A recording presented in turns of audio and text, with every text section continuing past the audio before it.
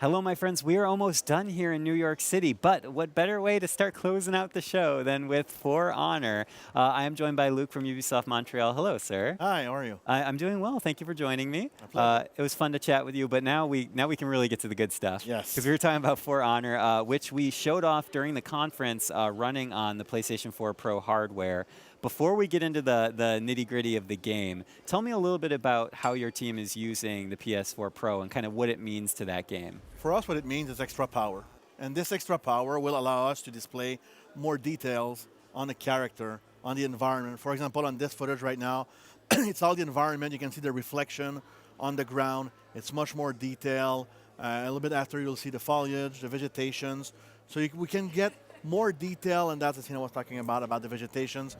You can see more details on the image. So that's where we're pushing the limit, and we're pushing the graphic power of the PS4 Pro. And not just in the environment, but also in character models. Exactly. Also in the character, that's a good point. Yeah. In terms of all their texture, because we have a lot of different materials on the character. Yeah. Having Knight, Viking, and Samurai, it brings different flavors. So the leathers, the armor of the warriors, for example, the Raider right now. You can see the definition on the armor, the Kinsei, same thing. So that's where we're trying to push to have this extra level of immersion into the game. Absolutely. Now, of course, PS4 Pro hardware is awesome, but we need those games. And For Honor, looking great. Tell me a little bit about what you guys set out to do with this sort of melee combat game. Our objective with For Honor is to bring people to live the experience of a dangerous battlefield with legendary warriors. So that's why we have the Knight, the Viking, and the Samurai. So that's the experience we want to bring. And for that, we decided to use the Knight, Viking, and Samurai, the three maybe most famous warriors out there. And also we developed a new mechanic for combat, which is the Art of Battle. Tell me about it. Yeah, perfect transition.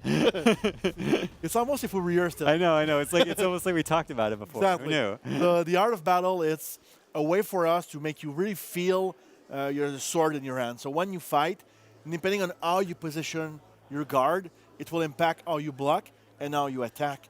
And one key thing in For Honor is a lot of games in melee action, it's about hitting, and it's as fast as you can.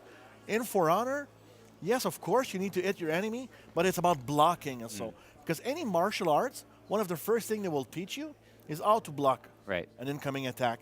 So in For Honor, that's very, very key. How you will block the attack and then take the advantage to hit your enemy. So the Art of Battle allows us to do that, and that's really, really working very well. Now, that's, of course, there's going to be some familiar aspects to For Honor for people to play a lot of third-person action games. But as you say, the Art of Battle kind of lends a unique twist to the experience. How do you guys kind of train the players? This is a new skill set that people need to develop, right? What's it like developing that training system? The training system is good because we've ran so far. We've been in a lot of different events. So last year at E3, this year at E3, Gamescom, both of them. PlayStation Experience in December of last year. You guys are everywhere. So yeah, and it's always you, I bet. I've been in most of those events, I must say. So having people play the game, we develop a tutorial, so a practice mode, so we can see how people get their hands on the game. We've done 2 live periods so far. So one in October of last year, we did a technical test 3 weeks ago. Okay. So it's a way for us to really see how people can, their onboarding process, how they will learn to play. And it's quite impressive. I must say, one anecdote. In the technical test. Share 2. You can share 3. I don't care. Share as many anecdotes as you want. In the technical test we had 2 weeks ago, 3 weeks. There was one guy, one of our devs was playing during lunchtime with a player, an external player, and he got his kick so bad. And the guy's been playing the game for 4 days. We've been playing it for 3 to 4 years. So we brought one more guy in, paff, out. We got one more in, paff, out. So we had to go to get one of our dev testers, one of the best player, and he came in and he managed to finally beat the guy.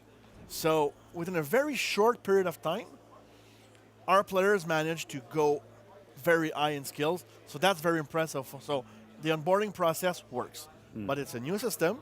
So give yourself a couple of minutes to get it. Loosened up. Exactly. Stretching. But once you get it, that's where the fun really will peak. And what do you think it is about sort of that melee combat that makes For Honor such a unique experience? I think the intimate aspect of the battle. Yes, the combat system, as I talked about, the art of battle is playing a big role into that. That's for one. Two, the warriors we have, like Night Viking and Which we Samurai. need to talk about. We'll circle back to that. Yeah, Yeah. they're really, really cool. And the intimacy of the combat when you're in a duel, that's where you want to live that moment of being like mano to mano. It's okay, let's get this done. Yeah. So Tell me a little bit about the factions then, because Yeah. you guys brought in some heavy hitters here. yes, Night Viking and Literally, Samurai. I guess. Sorry. Literally, they're heavy hitters. Exactly.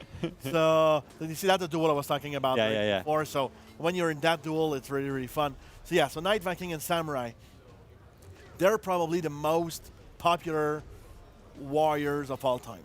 There are a lot of different warriors, but Night Viking and Samurai, and I'm just curious, what are you, a Knight, a Viking, or a Samurai?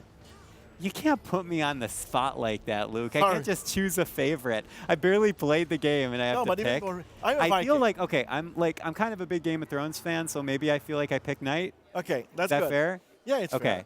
So we have those three factions, and in all of the faction, we have 4 different warriors per faction. So we have those 12 warriors, all different weapon set, different animation set, different customization and progression. So all of them are extremely deep to learn and play, and that's a great thing about the game is once you go from one to another, yes, the basic gameplay mechanics are the same, but you need also to know how the Raider is fighting versus the Orochi.